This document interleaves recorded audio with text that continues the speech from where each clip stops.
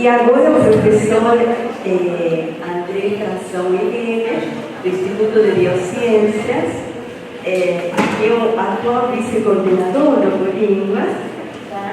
Um companheiro de trabalho, junto com a Elisa Costa, um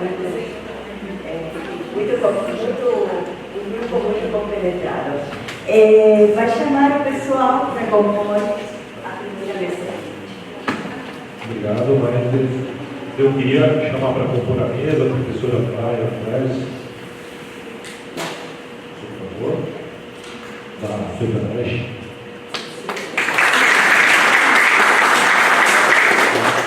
Gabriela Matias, do INE. O professor Gustavo Orlando, da ABA-CUSP, da FAO. E o professor Silvio Silvério da Silva, que é da Biolina.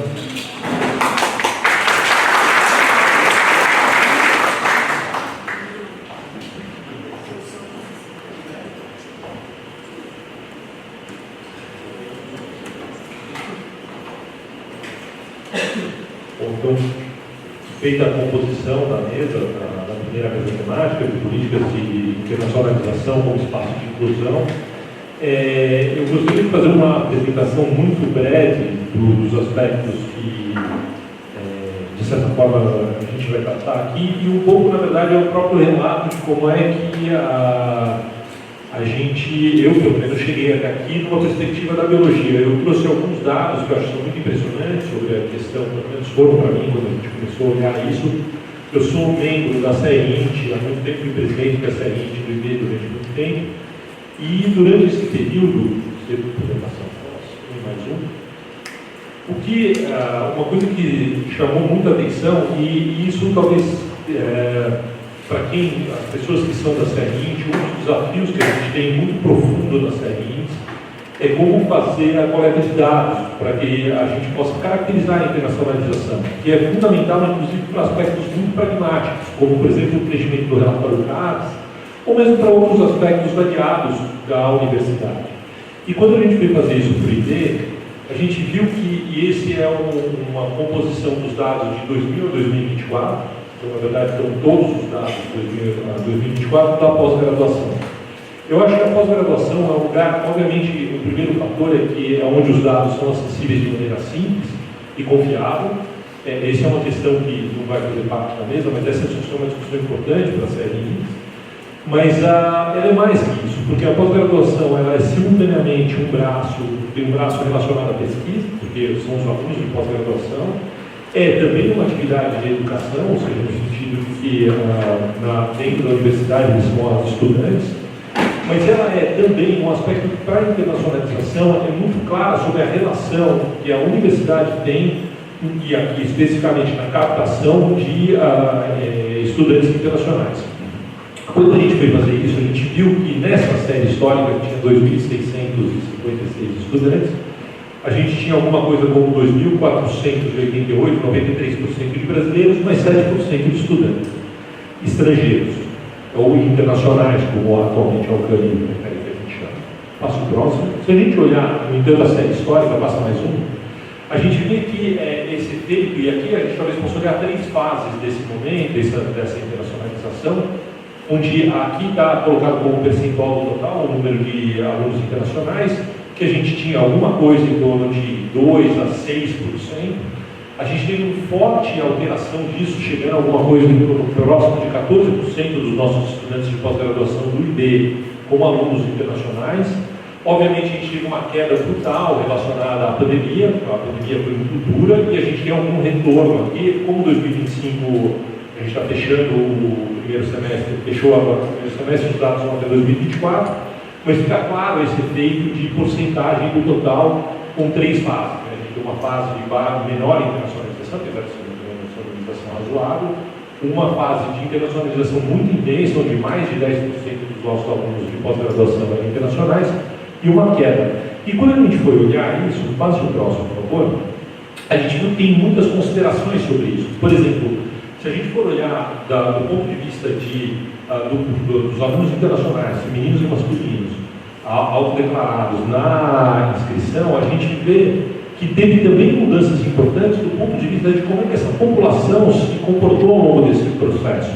A biologia, como característica, ela tem um perfil dentro dos professores exatamente ou muito próximo de 50% de homens e mulheres, ou seja, tem um balanço absolutamente distribuído, que é o mesmo que a gente tem na graduação, na pós-graduação. Para os alunos internacionais, isso não é diferente, muito diferente da aluno internacional da pós-graduação para os brasileiros, mas a gente viu que a pandemia, por exemplo, teve uma alteração muito definitiva, muito forte, sobre especialmente a participação de mulheres internacionais nos programas. Ou seja, tem uma questão que passa para além da questão puramente da pós-graduação, mas trata inclusive sobre o impacto e a gente leitura sobre o impacto que cada um desses eventos tem. Né? Então a gente vê o efeito da pandemia, vê o efeito do aumento da internacionalização e vê que a mudança, inclusive, é mais sutil do que simplesmente uma mudança geral. Passo próximo. Quando a gente foi ver, e aqui chega no aspecto do porquê que me levou, inclusive, por línguas, quando a gente pensa a questão das línguas, parece que a FEFELESH, ou seja, as faculdades de letras, serão aquelas que serão as únicas interessadas no assunto, mas quando a gente for olhar para a composição global da nacionalidade dos estudantes internacionais, a gente vê que a distribuição não é uma distribuição homogênea, como nunca seria. A gente tem no IB um perfil muito forte de colombianos, argentinos e peruanos, seguido de espanhóis, chilenos, costarriquenhos, assim por diante, inclusive italianos, franceses, mexicanos. E quando a gente coloca isso, passo para o próximo, acho que todos da página. Quando a gente vê isso, olha para isso numa composição global, a gente consegue perceber que dentro do IB, alguma coisa que começa mais ou menos aqui e vai até aqui, são todos latino-americanos. Isso mostra duas coisas. Uma a primeira questão é que, se a gente olhar, claramente o perfil de internacionalização que a gente tem, pelo menos na pós-graduação, é um perfil fortemente relacionado aos alunos latino-americanos no Instituto de Biociências. Mais ainda, passo o próximo. Se a gente for olhar então, da América Latina, né, então a gente tem uma quantidade muito pequena, por exemplo, de pessoas dos Estados Unidos e Canadá. Na verdade, o Canadá não tem nenhum, por isso não está aqui. Mesmo na África, muito pequeno, uma quantidade significativa de alunos europeus, mas o grande conjunto é de alunos oriundos da América Latina, passa mais um. Ou seja, a gente consegue ver que esse é um aspecto de perfil importante. Pode deixar. Eu achei que eu tivesse feito pela língua, mas acho que não. Se a gente for pensar que toda a unidade que está relacionada com esse conjunto de estudantes são estudantes falantes de espanhol. Mais ainda, eu acho que eu pedi para você voltar dois, que eu achei que tivesse ali. Se a gente olhar agora para os de origem europeia, a gente vai ver que também entre os europeus, o maior contingente é espanhol, o segundo italiano, mas o terceiro é portugueses. Ou seja, de maneira global, e agora talvez possa passar para os dois, o que a gente vê é que o grande fator do ponto de vista de descrição de quem são nossos alunos, eles são basicamente alunos oriundos da América Latina e mesmo entre os europeus, falantes de espanhol e português. E mesmo os africanos, porque também são angolanos. Então, se a gente for olhar, alguma coisa próxima de 80% a quase 90% dos nossos estudantes de pós-graduação são estudantes que são falantes de espanhol e português. Isso tem duas questões importantes. Uma do ponto de vista tanto de língua, ou seja, quando a gente for se relacionar com essa população de pessoas que estão envolvidas diretamente no ensino e na pesquisa do Instituto, a gente está falando sobre um público que fala basicamente espanhol, em segundo lugar português, mas também tem um aspecto cultural, ou seja, a gente tem um viés cultural associado muito grande. Quando a gente fez essa qualificação, para a gente surgiu um enorme descanso, porque sempre que a gente pensa dentro da nossa unidade, os aspectos de internacionalização, a gente pensa no viés linguístico inglês.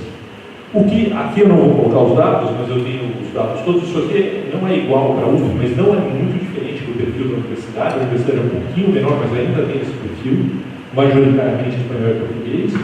E quando a gente pensa nas estratégias de internacionalização, é muito comum que a gente tenha um viés muito forte, dada a centralidade da produção científica mundial, que o inglês seja a língua prioritária para pensar as interações linguísticas com outras.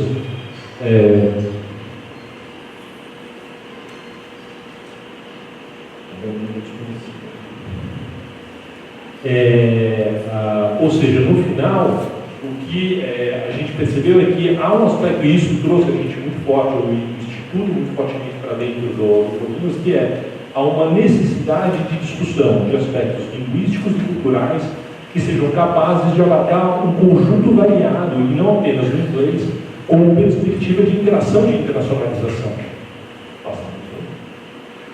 Ou seja, isso traz para a gente quais são os desafios colocados, ou seja, quando a gente pensa na vinda, e aqui tem os dois lados, que é a população que a gente recebe e a população que a gente não recebe.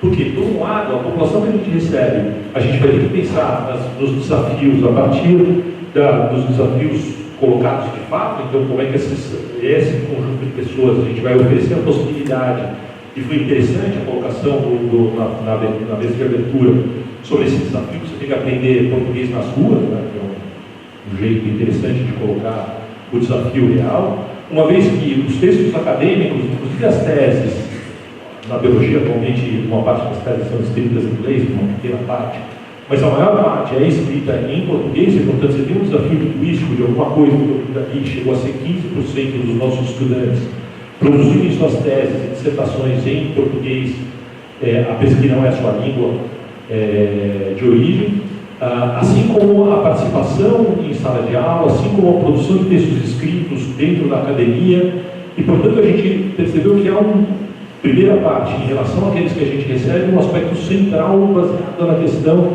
da língua e do perfil. Segundo, que a gente pode pensar sobre aqueles que a gente não recebe, ou seja, por que a gente recebe um número baixo de estudantes das centralidades, especialmente dos Estados Unidos? Há inúmeras razões, obviamente, não há uma única questão que poderia se tratar, mas também um pouco do desafio linguístico. Ou seja, quando a gente percebeu isso, a gente conseguiu perceber que talvez a discussão de línguas, muito mais do que ser um aspecto pontual, ela é algo que perpassa a nossa instituição, pelo menos dentro do Instituto, e isso fez a gente chegar até ao Colinas. Foi o próximo, eu acho que é o penúltimo. Então, a gente, com isso, obviamente, se a gente não fizer, e essa é a nossa grande questão, se a gente não fizer essa abordagem, a gente vai ter uma série de riscos associados, como, por exemplo, dificuldade de permanência, de uma queda um desafio maior ao desempenho acadêmico, subaproveitamento dos talentos que a gente está recebendo, uma baixa representatividade dos grupos linguísticos e culturalmente diversos no conjunto dos alunos e do corpo docente, do ponto de vista não só daquilo que a gente pode querer deles, do ponto de vista da produção, mas também daquilo que a gente pode aprender no momento que a gente recebe essas pessoas. Ou seja, eu acho que, falando isso, é um pouco uma justificativa de como é que alguém da biologia chega até o Polínguas dentro dessa perspectiva de internacionalização.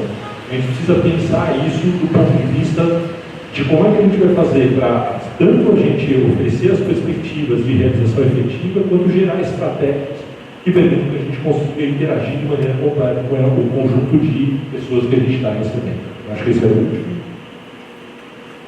Não, pode passar o último. Volta só na porque esse é um pouco da conclusão. Então, o que a gente gostaria muito, e dentro do IB a gente tem feito, é tentar aumentar a aderência a projetos de intercâmbios com a América Latina, uma coisa que a gente vem tentando fazer há 10 anos, de gradativamente aumentar nossos convênios internacionais com universidades latino-americanas, criação de espaços de debate para trocas de experiência. Então a gente tem os encontros semestrais ou bimestrais ou anuais, aí depende da nossa organização local para fazer o debate sobre isso. Mais recentemente, com essa alteração da forma que a Alcânia enxerga a CRINTS, a gente fazer o CRINTS agora, fazer um fortalecimento, e parece para a gente que uma das questões fundamentais, a gente vai poder discutir isso amanhã em um dos grupos de trabalho, é a questão da busca de nucleação. Essa é uma questão que, para a gente, o IB tem em torno de 600 alunos de graduação, 400 de pós e 100 docentes, ou seja, a gente é um instituto pequeno,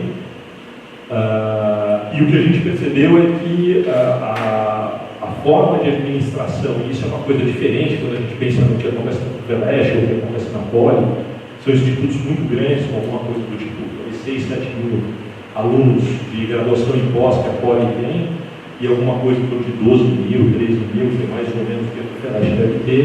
A gente, dentro desses institutos menores, a gente tem um conjunto de desafios de gerenciamento dessas relações todas, de internacionalização, que é muito menor do que a gente deveria ter. Então, uma das coisas que dentro do Polígono a gente, ou eu tento discutir bastante, é a questão da busca de nucleação, que é uma questão importante, que a gente vai poder discutir amanhã. Agora sim, obrigado. Eu fiz uma apresentação, eu não sei se todas as pessoas fizeram, mas eu vou. Não sei se trouxeram a apresentação. Tá bom. Então, a gente podia começar com a professora Praia e depois a apresentação do professor Silvio, e a gente abre para falas, eu acho que são super interessantes, também só por uma questão organizativa, pode ser? Obrigada, deixa eu passar a minha apresentação para o professor Maicon, tudo bem? Bom, pessoal, boa tarde. É uma grande alegria para mim, como vice-presidente da CCINT, estar aqui hoje, junto com a parte da equipe, a Vivian Castro, a Patrícia Gomes e a nossa presidente, a professora Laura Montino, veio como está presente aqui hoje, então eu vim substituí-la, mas aí tive o prazer de não apenas conhecer colegas muito instigantes, nós tivemos uma vinda para cá muito agradável, mas também conhecer todos aqui, conhecer Lorena e a universidade aqui no nosso campus. Então, fico muito feliz. A proposta, agradeço então também a oportunidade, agradeço em particular a professora Maite, a professora Adriana também, e a professora Luísa, todas as pessoas que organizaram, estão organizando esse evento, que a gente julga da maior importância, por isso nós queríamos muito estar presentes aqui. Só lamento, eu vou avisando que eu vou ter que sair hoje, não vou poder ficar até amanhã, a Vivi e a Patrícia vão ficar, porque eu tenho uma consulta médica, então estou voltando logo depois. Mas enfim, o que nós imaginamos, na verdade, eu e a professora Laura assumimos a CCINT em outubro do ano passado, e até então eu e a professora Laura também participávamos da CCINT como membros, mas agora na presidência. Então, o que a gente gostaria, que pensou em mostrar com a ajuda da equipe da CCINT, foi um pouco assim, um argumento que, se você pudesse passar, um pouco a proposta, que eu acho que tem na USP, com as CRINTs, como vocês dizem, no nosso caso, CCINT, a gente tem uma joia em mãos, eu acredito, do ponto de vista da profissionalização. E a possibilidade não só da interpretação, mas da política linguística. Fazer a internacionalização, que acho que é um pouco a tese aqui, é fazer política linguística. Isso aqui não está funcionando direito, é isso? Aqui tem que falar assim? Deixa eu tentar. Obrigada. Está melhor. Está ótimo, obrigada. Então, um pouco mostrar, claro, nós aqui, eu sou da Sociologia, a professora Laura da Antropologia, mas a gente, enfim, muito ligadas nessa questão da diferença, da diversidade, das trocas socioculturais. Eu tenho formação, minha pós-graduação é em antropologia, mas nesse contexto a língua, a gente não tem formação em letras propriamente dito, mas um interesse imenso, enfim, por línguas e tal. Então,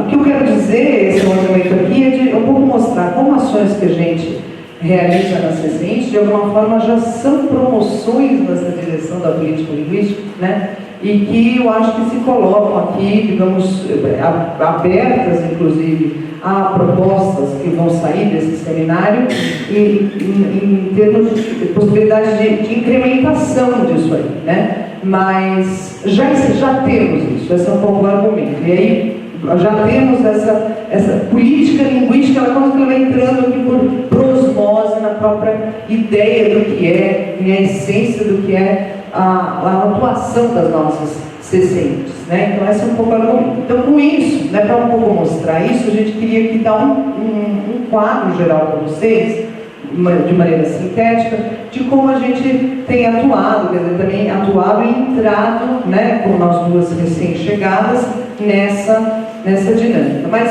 dizendo claramente que se tem uma coisa que a professora Laura e eu nos propusemos, quando nós falamos do professorado e tal, é de estender, de ampliar a presença, digamos, potencializar a internacionalização na direção sul-sul.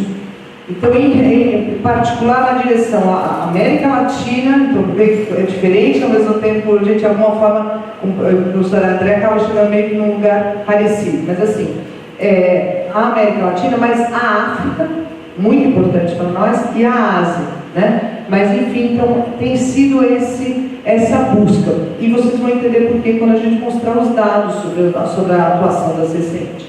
Então, por favor, se você pudesse passar, Juliana, enfim, como você chama?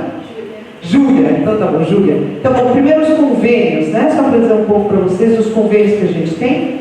Se puder, bom. Então, isso aqui são os convênios vigentes da USP, na USP por unidade, né? Então, a gente percebe que essa FEFELESH realmente, das unidades fora a reitoria, né, ela tem um papel importante aqui, 89, depois a FEA e assim vai, né?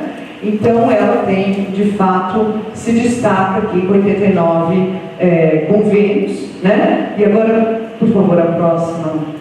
Então, aqui está errado, aqui, porque na verdade era a FEFELESH, né? E nesse âmbito dos convênios, né, a gente percebe a presença fundamental, sobretudo de países europeus, né? Ou no caso do Japão, enfim, Itália, mas assim, o Japão, mas China, que tem recebido muito, né, digamos, tem sido de muito interesse, né? A professora Adriana, a gente tem recebido várias delegações chinesas na faculdade desde que a gente está aí, desde de outubro, mas na prática a gente vê aqui um foco, né, ainda bastante forte na Europa, não tem problema nenhum, mas o perfil é esse, né? 19, eu estava fazendo aqui uns cálculos, né? Quer dizer, na verdade a gente tem 19% desse total dos nossos convênios acontece com a França, né?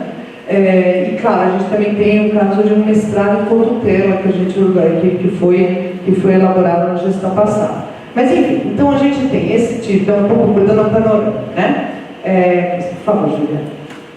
Agora, então, e aí é um pouco isso que a gente tem, isso aqui saiu uma publicação no jornal da USP, mas também no boletim da FEFELESH, né? Foi no início de julho, agora a tentativa de fazer um convênio com a Universidade de Stellenbosch, por exemplo, na África do Sul. Então tem sido a gente tem tentado, digamos, avançar nessa direção, e aí eu queria só chamar a atenção que é um aspecto que a gente estava conversando aqui agora, né, que a professora André trouxe, o papel das línguas e tudo isso. Então a gente tem aqui como possibilidade nos países da África, né, que a gente tem descoberto, né, é que eles têm uma expertise incrível em inglês, por exemplo, né, e o custo de vida na África do Sul é muito mais barato para nossos estudantes, por exemplo, do que se eles fossem para a Inglaterra, porque se eles fossem para os Estados Unidos, foram todas as dificuldades ligadas ao pagamento de tuitions e tal, tuition fees e tal. Então, no fundo, essa ideia de explorar essas relações sul-sul, para além de todas as outras possibilidades, evidentemente, de troca de experiências e tal, envolve também uma questão de natureza socioeconômica e um grande interesse por parte deles, porque justamente todo mundo ali tem os seus centros de línguas, esses interesses também na área da América Latina e do Brasil, né? Por favor, Júlia. Bom, agora a gente vamos ter esse segundo ponto aqui, né? Mobilidade, né? Aqui, mobilidade estudantil. Então a gente está aqui tratando do quê? De estrangeiros, né? Dos chamados incoming, né? Da presença de intercambistas na USP, né?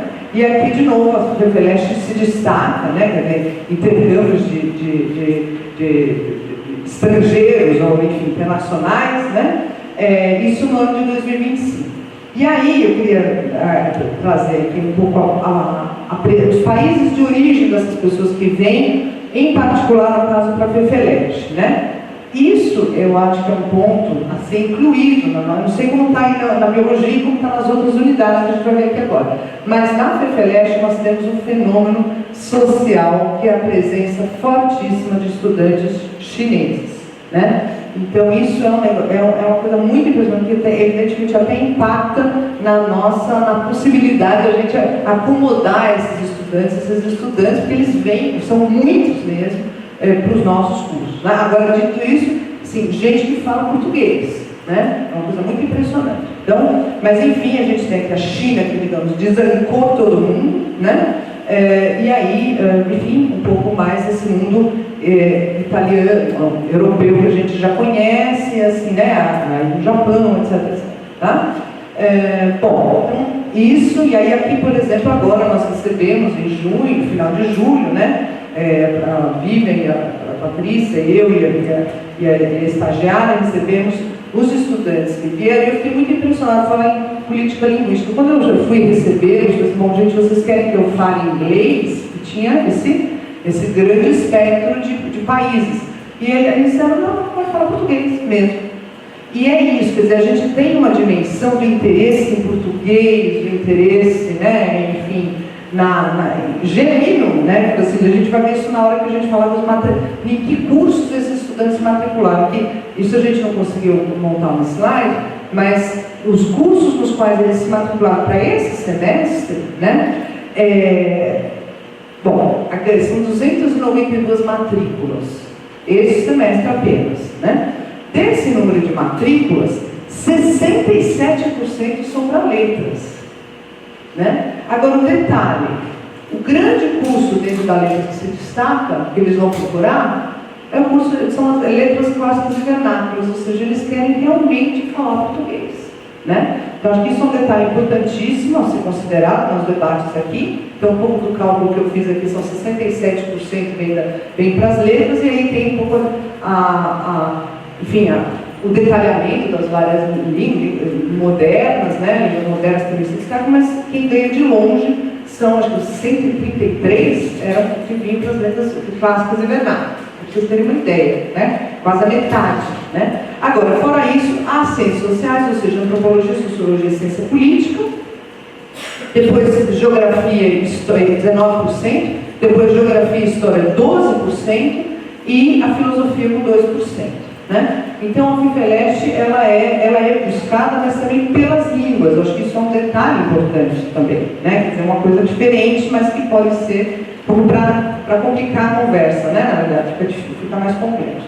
Bom, então, por favor, Júlia. Então, aí aqui, né, a equipe da CCINT, né, com uma enfim, hospitalidade imensa, no dia seguinte a essa recepção lá no FEFELESH, levou os estudantes, costuma levar os estudantes a uma excursão pela cidade, em particular ao Museu da Língua Portuguesa. Então a gente trouxe aqui só um pouco para ilustrar um pouco essa convivência, né? E a Vivian e a Patrícia vão contar mais amanhã, né, nessas oficinas que vai haver, sobre esse detalhe dessa convivência. Por favor. E agora a gente tem um outro, né, um ponto a mais, só para a gente destacar aqui, bolsas, né, tipo de bolsas que a gente recebe da UCANI, né?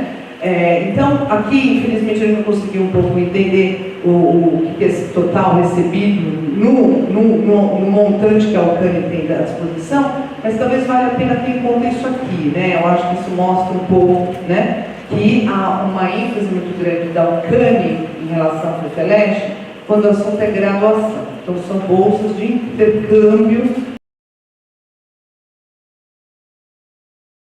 né, dos nossos estudantes para fora. Estou com essa ideia de você levar os nossos estudantes para fora, mas isso vale sobretudo para a graduação, bem mais do que, como a gente vê aqui, para pós e mesmo para os colegas, né? Então, acho que assim, esses dados aqui, do jeito que estão, falam mais entre, né, digamos, de ênfase que a UCANI dá do que outra coisa. Por favor, Juliana.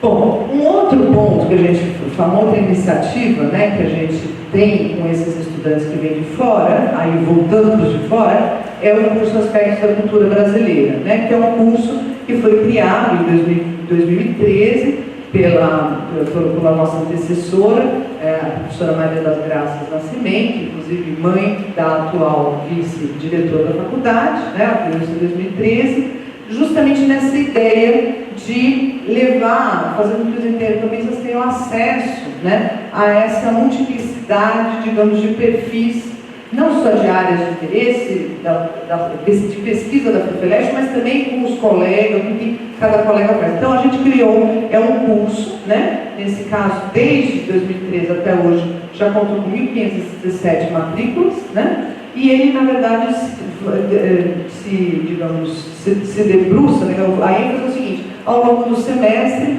professores de cada um dos cursos associados da FEFELESH são convidados a ministrar uma aula para esses alunos e alunas que vêm, né? E aqui, por favor, só para ilustrar, a professora Laura, a presidente, né? Então a gente trouxe aqui um pouco uma foto assim, dela, da aula que ela deu, que foi a aula de abertura dos cursos desse ano, desse semestre, em agosto passado, né? E agora um outro ênfase, agora um pouco a gente está jogando aqui. Isso aqui é para os estrangeiros, agora aqui é para os nossos, né? Que é a Waiting School, que é uma iniciativa que a essa altura, se puder passar por favor, né? A gente, neste caso, então, a Waiting School, a gente teve, essa é uma questão também, né? Porque a gente teve Summer Schools e Winter Schools, que é um pouco a ideia, o foi trazido pelo nosso antecessor, o professor Vladimir Safato, um pouco a ideia de trazer professores de fora, de outras universidades, para a FEFELESH. Quem financia isso é a Pró-Reitoria de Graduação. Só que acabava acontecendo muito em janeiro, no nosso verão, e fora do período letivo. Então eram cursos muito pouco visitados. Então a gente decidiu esse ano assim, radicalizar, vai ter saber, vamos jogar isso para dentro no começo do segundo semestre. Para pegar o pessoal assim, não dá, né, que o bom entre aspas, né, dessas férias de meio de caminho aqui de julho é que é um período curto, então o estudante e a estudante não se desligam completamente da universidade. Então não é aquela coisa de como é mesmo uma summer school em fevereiro, estou no meio das minhas férias, estamos viajando. Bom, então aí é o que a gente fez dessa vez? A gente enfatizou a possibilidade, né, de tentar variar ao máximo com a ajuda dos colegas e das colegas conselheiros da CCINT. A gente montou um perfil, né, e com dinheiro, né, disponível por parte da Pró-Reitoria de Graduação, a gente conseguiu tentar variar os continentes, né, e conseguimos de fato, né, quer dizer, a África teve dessa vez muito mais, proporcionalmente mais convidados do que qualquer outro continente, né, América Latina, Ásia, Europa, que é um colega que mora em Jacarta e trabalha, né, na Inglaterra e está em Salvador, por isso que a gente conseguiu trazer. Mas enfim, então a gente aqui tentou variar mais essa coisa sul-sul, potencializar isso aí. A gente ainda não tem os dados, né, Vivian, de quantas pessoas participaram efetivamente. As inscrições foram números bombásticos, né, mas a gente sabe como são as inscrições, entre a inscrição e a realização presencial, tem uma diferença. Por favor, Júlia.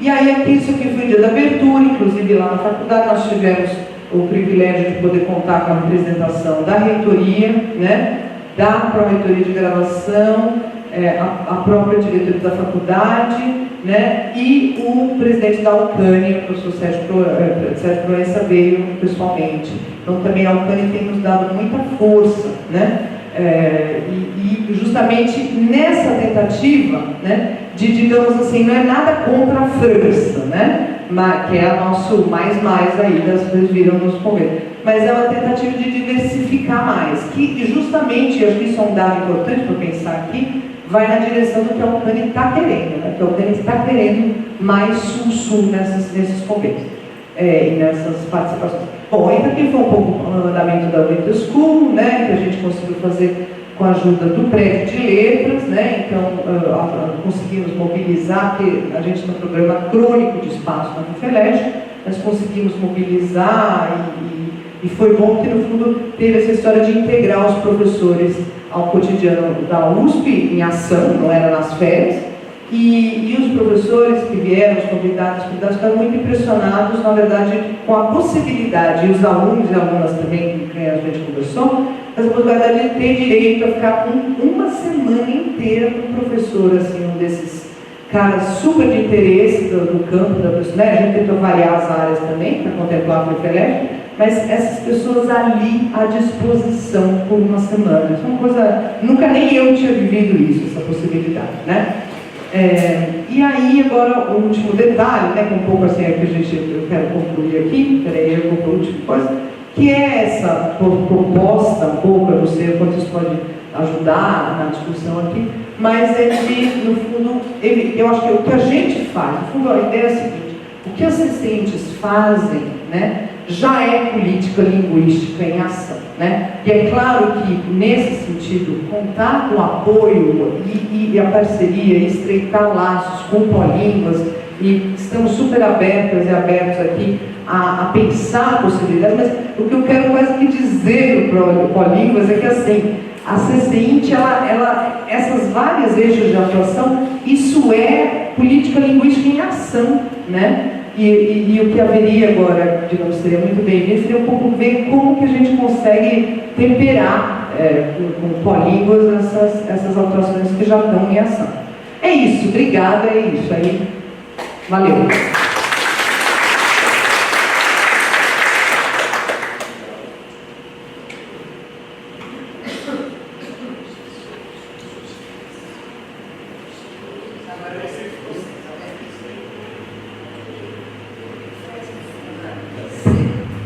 Agora, obrigado, professora André.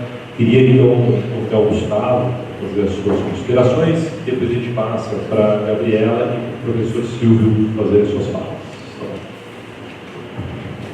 Muito bom dia a todos e todas. É uma alegria estar aqui com vocês também, André, colegas. É uma satisfação poder compartilhar um pouquinho também da visão da Faculdade de Arquitetura e Urbanismo de Design, que é onde eu atuo como docente e como presidente do Escritório Internacional.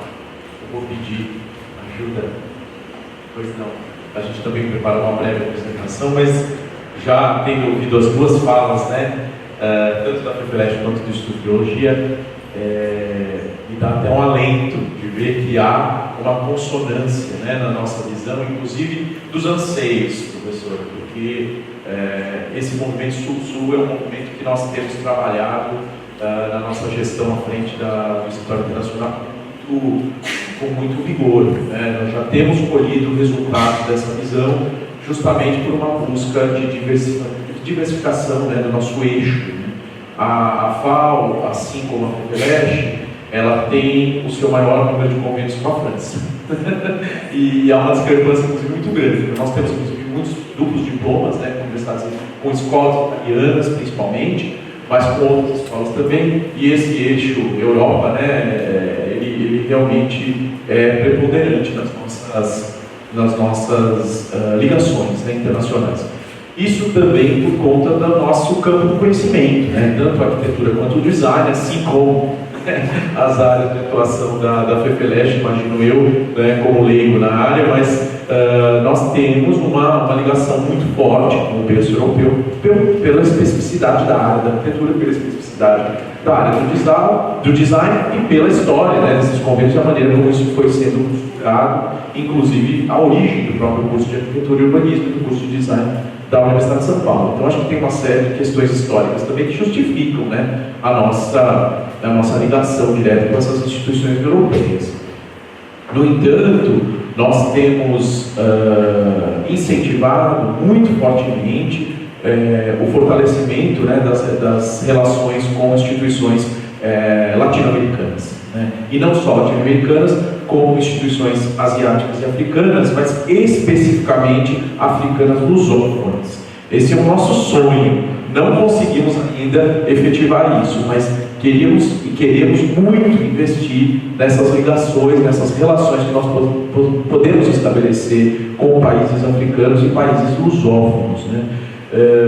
Nós participamos em 2020 de um evento da ONU Habitat, que é uma uma área, né, ligada ao urbanismo, né, muito cara à nossa unidade, com países lusófonos, e foi uma experiência incrível que nos deixou com essa vontade, né, de fortalecer essa ligação. Ficamos muito animados com o programa que nós recebemos aí da universidade, com a notícia dos possíveis docentes moçambicanos, né, vocês devem ter acompanhado isso. Infelizmente, nós tínhamos 2 candidatos, mas eles, por problemas de Moçambique, não puderam vir. Então, para a gente ver também, né, que essas questões são limitadoras, né? Acho que vai entrar a nossa apresentação aí. Aí eu posso falar com números também.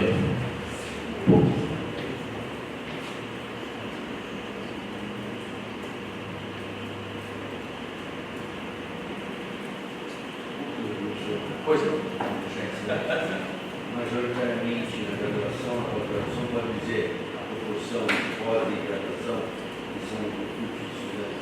Nós temos muito mais na graduação, né? Eu diria que os nossos intercambistas são quase mais do que 95% são de graduação, né? Agora, uma coisa importante que eu acho, antes de eu mostrar esses dados aqui, e a gente poder avançar especificamente na fala, é que quando a gente olha mundos lá, né, e a gente olha a proporção, né, entre as unidades, é importante que a gente olhe a proporção entre a quantidade de alunos das unidades, né? Porque quando a gente fala assim, a unidade tal, a escola politécnica é uma cidade, né? A escola politécnica.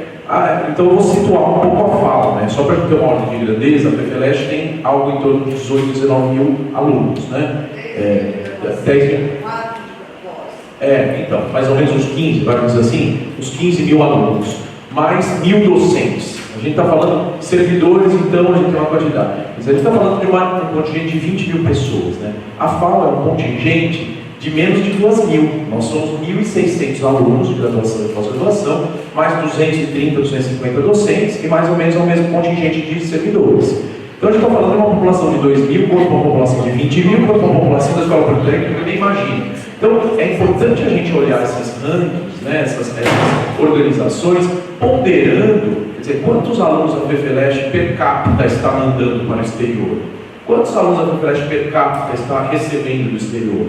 Para que a gente faça a média ponderada. Eu não sou do IME, mas a gente tem que ver a matemática dessa história, a gente não pode olhar o número seco, né? E aí, nesse sentido, eu ouso dizer que a FAO é uma das unidades que mais recebe e mais manda proporcionalmente alunos na USP, né? Então, vamos passar, né? Então, só um pouco, né, sobre a faculdade, né? Já falei um pouco dos números, né? A gente tem os nossos 2 principais edifícios, né? Então, que é o nosso edifício principal lá dentro do campus, o edifício histórico lá no Batigas, onde funciona toda a graduação e parte da pós-graduação, e a gente tem também a Vila Penteado, que é a antiga sede da faculdade no centro da cidade, em Higienópolis, onde nós temos a pós-graduação, né? E hoje também algumas disciplinas da graduação acontecendo lá. Pode passar para o próximo. Essa é a vista aérea, né, do nosso complexo. Então a gente tem a FAO aqui a gente tem o edifício anexo, esse triângulo, né? E nós temos o canteiro de obras, que é aquela tensoestrutura lá no final, né? Então são esses 3 blocos aí na cidade universitária. Teremos novidades, né, Fê? Depois a gente podemos contar, né? Teremos um novo edifício na FAO, né, que vai ser construído muito próximo daqui onde está o canteiro e que tem muito a ver com internacionalização, né? Porque no mundo existem alguns repositórios de acervos preciosos, vamos dizer assim, de projetos arquitetônicos e de design. São só 5 no mundo e nós teremos o 6º. Então isso é um motivo de muito orgulho para a nossa universidade, não só, né, para a nossa unidade, mas para a nossa universidade. A FAO recebe muitos acervos de arquitetos e designers que depois de falecerem, a família procura um lugar e a gente não tem espaço mais para receber tudo isso, né? Imagina toda a geração de arquitetos modernistas aí, de designers modernistas que estão indo parar na FAO. E teremos agora um novo plano diretor, reorganizar toda a distribuição da FAO para que a gente possa acolher e expor esse material da maneira como ele deve ser exposto, né? Podemos ir para o próximo. Aqui os 2 cursos nossos, né?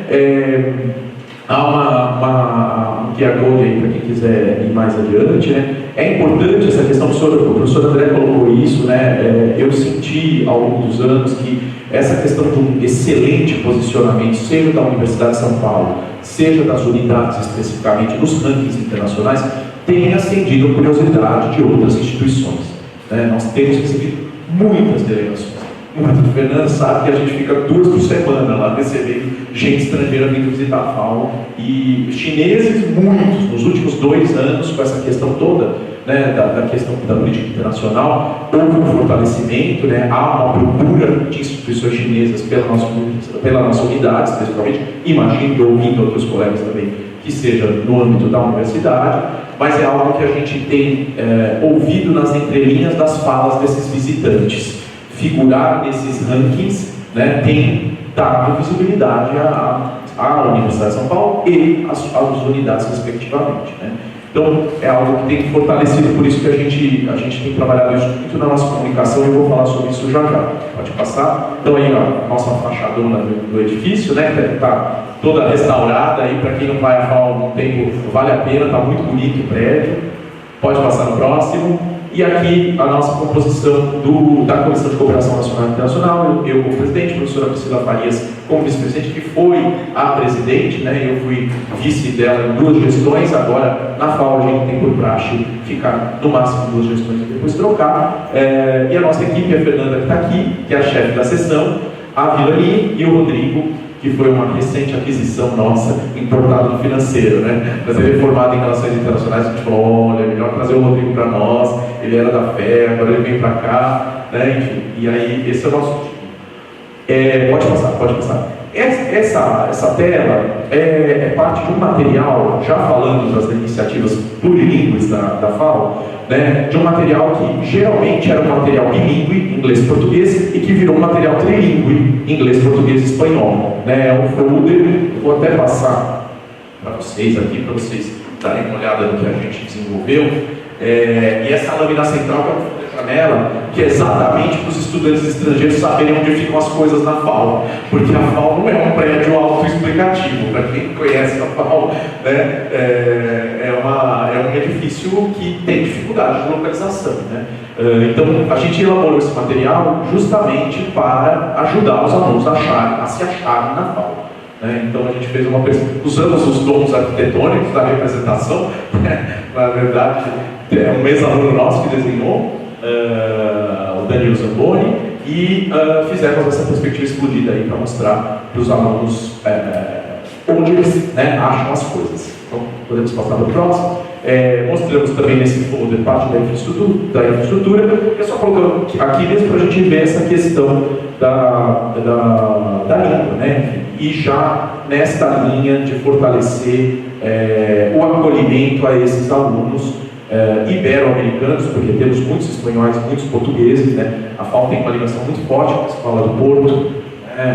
Na verdade, a menina dos olhos, talvez os nossos alunos, eles querem ir para o Porto. Eles querem ir para o Porto, porque justamente pela importância no campo. Pode passar para o próximo. E aí esse material, e aqui só sintetizando as iniciativas plurilingües que a gente tem promovido, esse folheto trilingüe. Esses folhetos, eles têm desdobramento digital, então nós temos 3 vídeos, na verdade 3 versões de um mesmo vídeo que estão disponíveis no YouTube e que a gente também coloca à disposição para que os alunos entendam o que é a FAO, como são esses prédios da FAO. Às vezes eles falam, vou matricular na disciplina, mas a disciplina é lá no centro. Aí a gente fala para eles, puxa, mas não dá tempo de fazer de manhã na cidade universitária, almoçar no bandejão e ir fazer no centro 2 da tarde. Então são questões que a gente precisa pegar na mão mesmo, não tem jeito, Que aí eles se matriculam nas 2 disciplinas, eles vão ter problemas. Ou eles não almoçam, ou eles vão perder o início do curso, e aí não vai ser legal. E essa questão do oferecimento das disciplinas em inglês, Isso é uma coisa que nós temos notado, e é um esforço nosso. A FAO tem 2 cursos, Tanto de graduação quanto de pós-graduação. Tanto na pós-graduação em design quanto na pós-graduação em arquitetura, a gente percebeu que para que a gente tenha uma melhor visibilidade junto à comunidade internacional, é importante que a gente ofereça disciplinas de pós-graduação 100% em inglês. E isso é algo que a gente tem trabalhado, inclusive disciplinas para ajudar na redação científica de artigos em inglês na nossa área. Porque a gente sabe que saber falar inglês não significa saber escrever cientificamente um artigo em inglês sobre arquitetura ou sobre design. né? Então, isso é uma questão de capacitação. E como bem colocou o professor André, a gente tem que publicar nesses lugares, porque senão a gente não tem visibilidade nenhuma. Ou seja, então, né, uma corrida constante, né, para que a gente capacite o nosso corpo discente, o nosso corpo docente, para que a gente consiga essa visibilidade onde, né, as publicações científicas têm maior impacto. Né? Então, podemos seguir? Ah, não, desculpe, América Latina. Então, aí indo na linha, né, professora, dessa consonância, né, de uma busca nossa, é justamente a gente entender, né,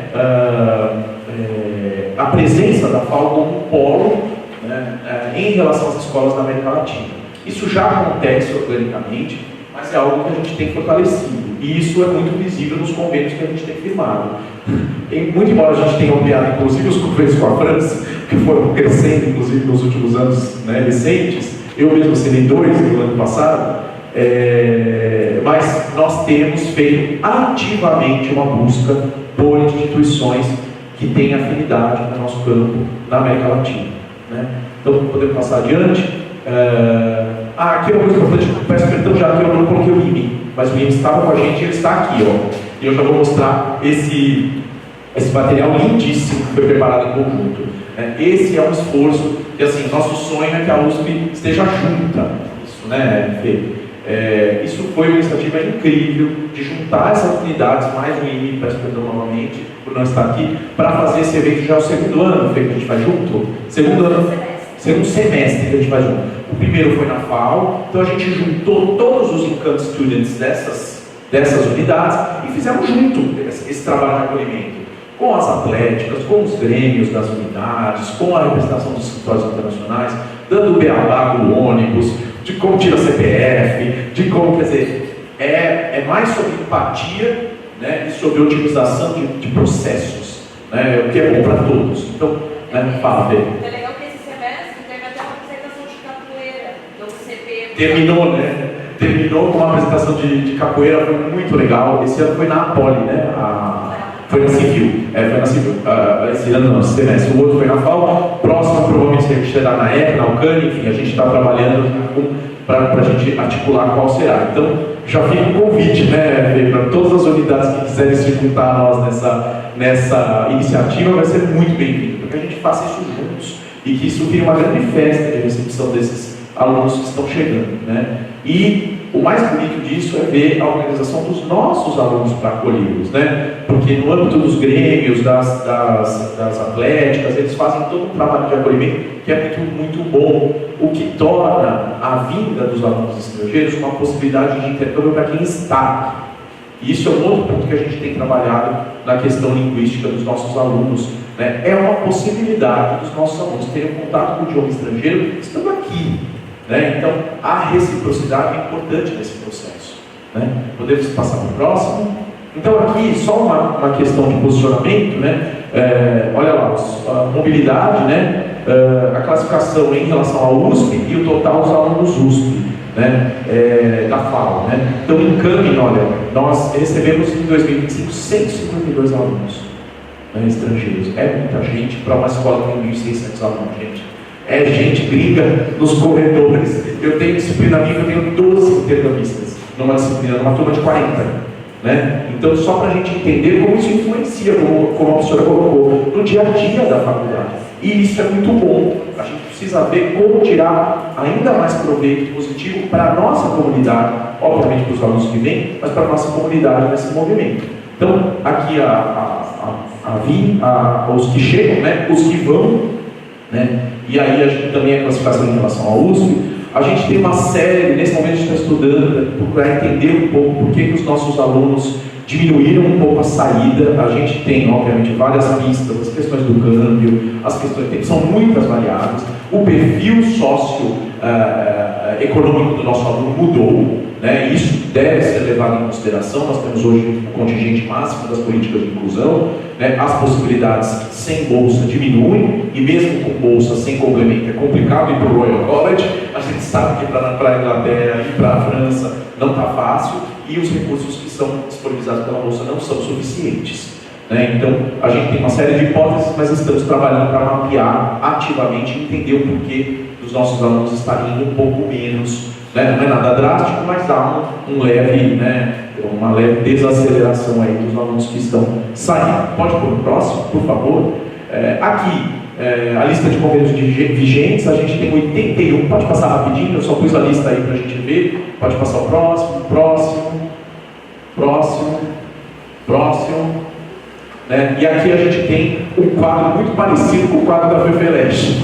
Então, para a gente entender, né, que dos nossos 81 convênios, 65 estão no eixo Europa Ocidental.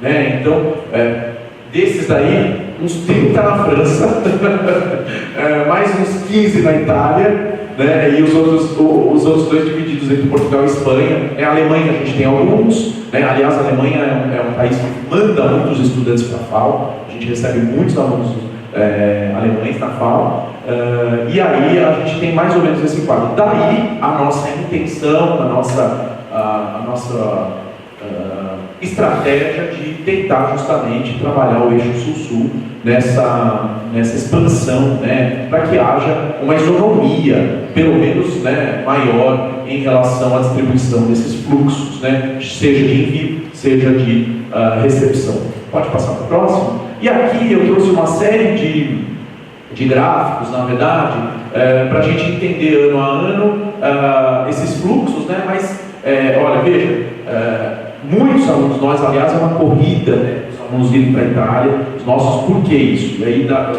merece uma pausa aqui. Nós temos os duplos diplomas, né, tanto de graduação como de pós-graduação, tanto em arquitetura quanto em design. E isso atrai bastante gente. Né? Eles saem com 2 diplomas, do Politécnico de Milão, da UAV de Veneza, né? Quem mais fez que a gente tem duplo diploma? Diploma só Polimi, dupla titulação, a UAV de Veneza. Nós temos o duplo doutorado, o Polimi também, o duplo doutorado, né, em design e arquitetura. Isso faz a gente ter um fluxo maior em relação à Itália. Né? Pode passar no próximo. Aí mas França não tá longe, né? Aí 2024 não muda quase nada, né? O que a gente tem visto. Pode passar o próximo, né? Veja, então nos últimos 3 anos a gente tem um quadro muito semelhante, né? Das saídas, dos fluxos aí. A gente tem critérios de seleção interna na FAO, né? Inclusive isso é algo importante da gente falar aqui. A gente tem dado menos peso às questões de média ponderada, né? E levando em consideração outros critérios, principalmente pela questão do perfil socioeconômico do aluno. A gente percebeu que não dá para a gente manter os critérios como eles eram. Né? Da mesma forma que a universidade toda tem revisto todos os seus critérios de seleção, a gente percebeu que o critério de média ponderada, quando a gente bota numa planilha versus PAF, por exemplo, a gente ficou e falou, opa, não dá para deixar isso aqui do jeito que é, porque senão a gente estará cometendo injustiças. Né? E aí a gente tem constantemente tentado revisar esses regulamentos, inclusive agora, né, estamos no momento de revisar o edital de concessão de bolsas para o próximo ciclo, né, que nós teremos. Pode passar? E aí as entradas, olha, aí a gente tem, olha a França, né? França é muito sintomático, a gente tem muito aluno francês, é impressionante. Né? Temos muitos espanhóis, né? Temos muitos portugueses também, até por esse fluxo importante, né? Mas olha a Alemanha e Portugal estão equivalentes praticamente ali. Pode passar 2024, né? Mais ou menos se mantém a coisa, olha, Espanha e França na frente, né? Depois Itália, depois, enfim, a gente tem aí a Alemanha, né? Os países mais importantes para nós aí de fluxo. Mais um, aí 2025. Não muda muito, tá vendo? França, 30 alunos, Espanha, 13 alunos, e aí o resto dividido. Agora, o que a gente começa a ver, olha como essa planilha de 2025 ela já está mais diversificada. Né? A gente tem equatorianos 9. Isso é tudo convênio recente, de 3 anos para cá. Né? Nosso próprio diretor foi aqui, fez um convênio, fez um trabalho, né? Seja na capital, ele foi para Cuenca também. Quer dizer, foi uma ação ativa, não foi porque chegaram para nós. Né? Eu mesmo fiz uma ação ativa com relação ao Equador. A gente teve uma segunda instituição também, que é a Indoamérica, né? Que é uma instituição privada. A gente sabe que as instituições privadas são mais difíceis, porque a gente tem que ter uma reciprocidade, né? A gente precisa mandar e receber, porque a gente não pague a mensalidade lá. Né? Enfim, então tem toda uma questão aí. Mas só para a gente entender que já estamos experimentando um movimento de diversificação desse eixo Europa-Brasil em relação aos nossos convênios. E a gente espera que isso se evite, e a gente já tem visto esses movimentos nesses números de fluxo de envio e de recepção e nos percentuais aí desses fluxos, né? Pode passar. Então, aqui só para a gente entender, né, as saídas, primeiro e segundo semestre. Segundo semestre é sempre maior, porque é início do ano letivo na Europa, como os nossos convênios são mais europeus, aí fica essa coisa condicionada ao segundo semestre, né? Pode passar. As entradas, olha, gente, a quantidade de aluno que está vindo. É impressionante, olha, de 35 em 2023 a gente pulou para 58 em 2025 que vieram, né, no segundo semestre.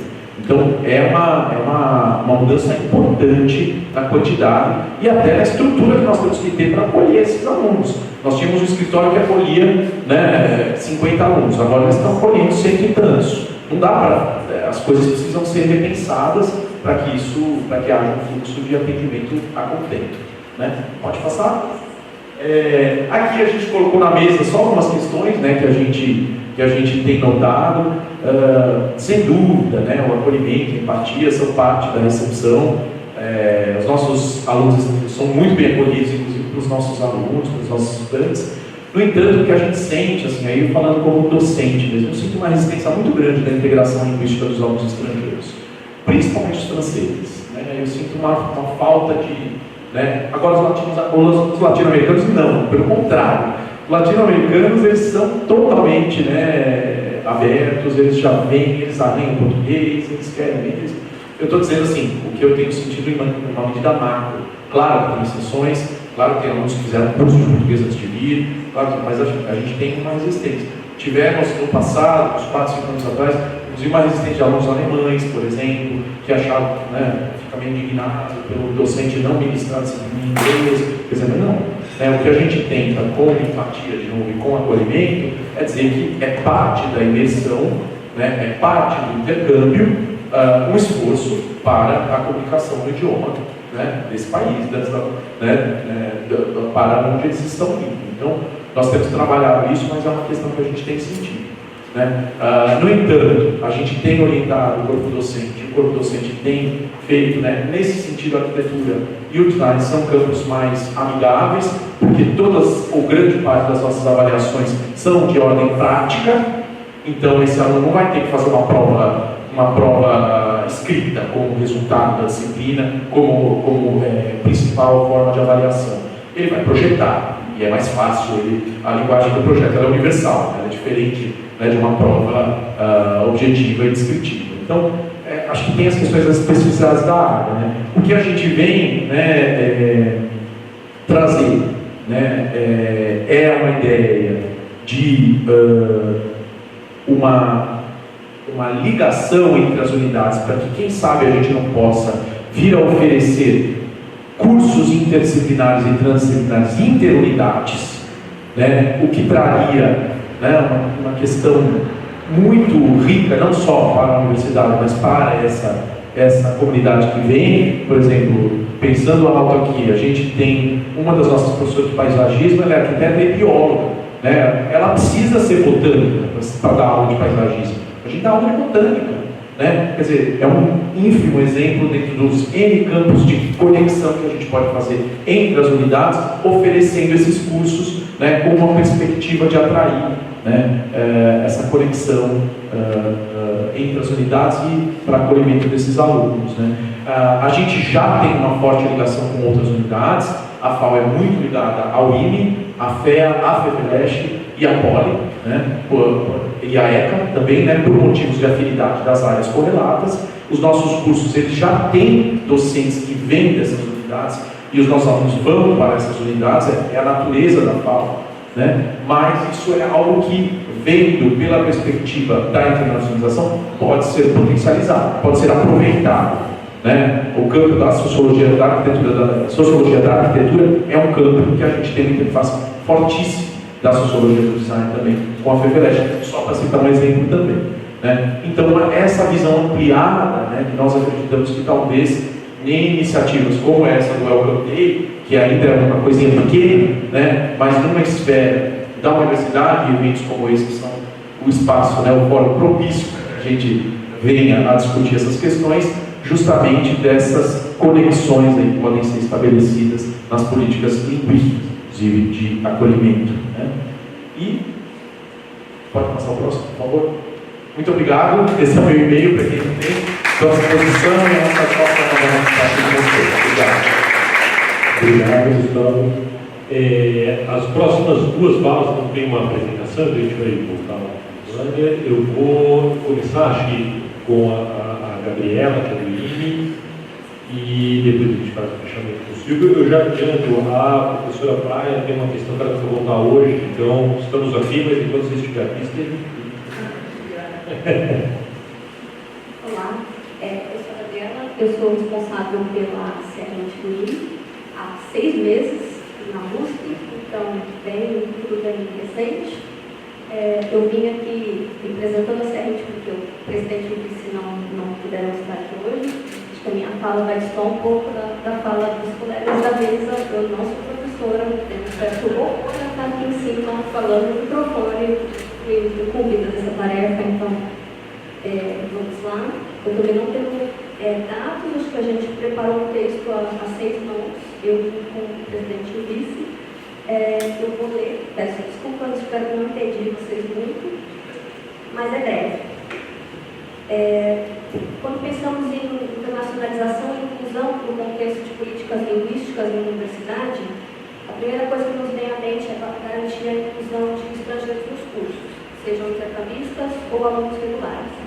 Isso implica na capacidade de acompanhar as aulas e discussões acadêmicas, mas também na integração com o ambiente universitário e com a diversidade de forma geral. Nesse sentido, o INE conta com algumas iniciativas que eu vou descrever aqui brevemente. Para alunos de pós-graduação, os departamentos oferecem semestralmente algumas disciplinas ministradas em inglês, nas quais os alunos de graduação podem, excepcionalmente, participar, uma análise caso a caso. Além disso, tem alguns cursos de curta duração, cursos de média de 2 semanas, que contam com ministrantes estrangeiros e costumam ser de inglês ou espanhol. Por fim, também tem a possibilidade, uma possibilidade que é incentivada na unidade, a escrever e apresentar as dissertações e as teses em inglês.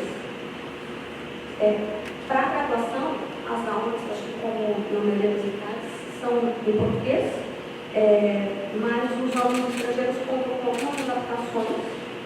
Os professores, para acomodar esses alunos, oferecem suporte com materiais em inglês, como as apresentações, PowerPoint em inglês, anotações, a possibilidade das questões de prova também serem em inglês. E fazem um atendimento pós-aula ou extra-sala de aula em inglês ou espanhol. Eu falo mais inglês porque, no geral, é inglês, tá? Tem iniciativas em espanhol, mas são, acho que, um pouco menores na intelectualidade. Para além dos alunos estrangeiros que a gente recebe, é interessante também olhar para os alunos que a gente envia. O instrumento facilitador tem sido a possibilidade dos alunos de graduação fazerem entrevistas em inglês com o docente. E aí essa entrevista gera uma carta comprovante de suficiência em língua estrangeira para fins de intercâmbio. É assim que a gente chama essa carta, que a gente chama de exame de proficiência, não é nada oficial, mas a maioria das universidades com quem a gente tem convênio aceitam esse documento para que os alunos não tenham necessidade de enfim, gastar recursos financeiros e deslocamento, etc., para fazer um exame de proficiência oficial, né? Então, essa é uma ação, uma iniciativa pequena, mas que a gente considera também que ajuda a fomentar a inclusão ali dentro da unidade. Mais recentemente, e também em fase inicial, o INE está discutindo a viabilidade de ofertar cursos de extensão, cursos de verão e inverno, em espanhol e em inglês. E pensamos que nesses cursos, seria interessante garantir uma reserva de vagas para os alunos regulares brasileiros, para que eles pudessem participar e que tivessem assim, uma experiência em ambiente internacional e também contato, né, com a língua estrangeira no ambiente acadêmico, mesmo ainda no Brasil. Por fim, para verdadeiramente contemplar toda a comunidade acadêmica, nós gostaríamos de chamar a atenção para a necessidade de incluir ações e atividades voltadas para docentes e servidores técnicos administrativos. A formulação de uma política linguística na universidade que não dê atenção para essas questões está, arriscamos dizer, fadada à pequenez. Docentes e funcionários precisam de habilidades em língua estrangeira para serem capazes de acolher e orientar adequadamente todos os que passam pela USP, além de expandir os mundos metafóricos da universidade. Nesse caso, seria interessante as ações voltadas ao ensino de línguas que fossem adaptadas às necessidades de cada grupo.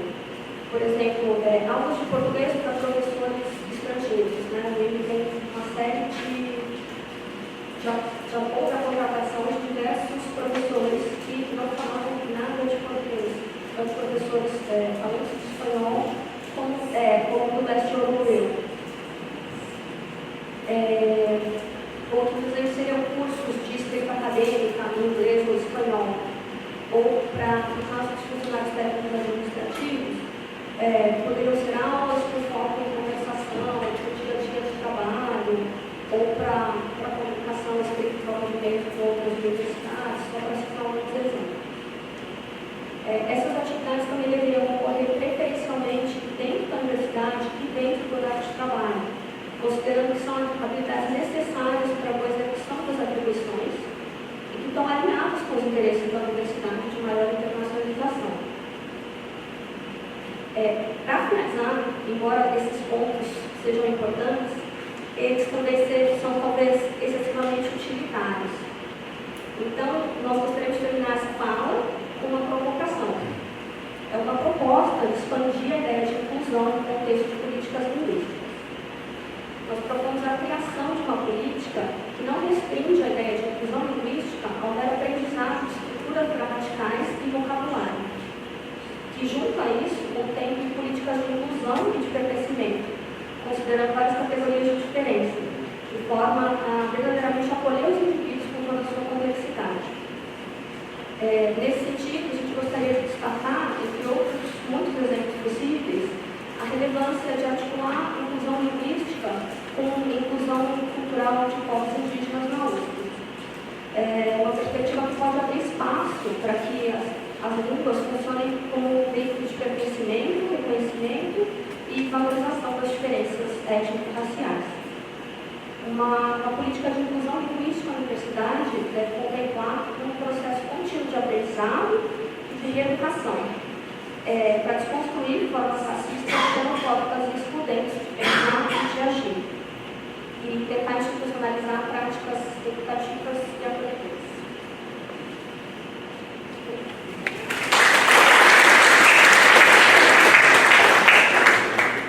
Obrigado, Gabriela. Fazendo o fechamento das apresentações da mesa, das falas da mesa, queria convidar o professor Silvio Silvério e a Juliana para fazer as suas considerações pré-debate. Obrigado. Boa tarde para todos os presentes. É uma satisfação muito grande para nós, aqui da Escola de Engenharia de Lorena, receber a todos aqui presentes, síntese em casa, essa é uma oportunidade da Universidade de São Paulo.